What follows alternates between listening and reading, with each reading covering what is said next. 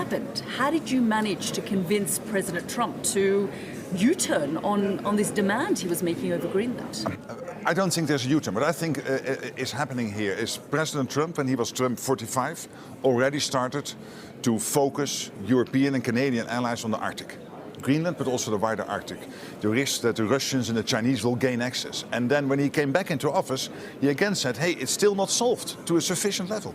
And he is right. So over the year, he and I had discussions on this. And yesterday, we discussed how can we now tackle this for once and for all, making sure that the Russians and the Chinese, his vision, for them not to gain access to the Arctic region. Greenland, but also the wider Arctic, including the US with Alaska. And then it was clear for both of us that NATO has to play a role here with the 7 Arctic allies.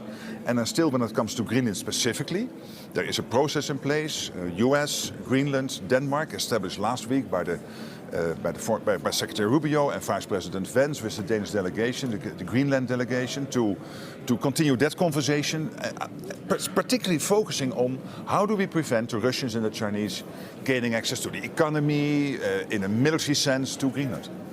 But he's specifically spoken about ownership over Greenland. Has that now gone away?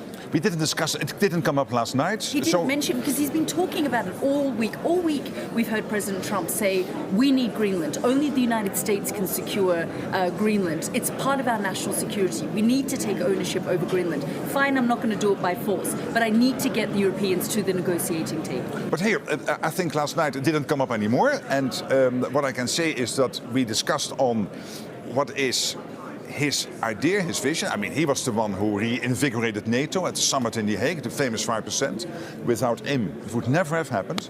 And now he's the one who is really focusing NATO again on how can we collectively save the Arctic from the Russians and the Chinese. That is what we discussed, how to do that, how to make that practical, zoning out a bit from Greenland, but still Greenland being an issue when it comes to these trilateral talks, because they're particularly, he wants to make sure, and I think he's right, and I think the Danes agree with this, and the Greenlanders agree with this, for the Russians and Chinese not to gain access.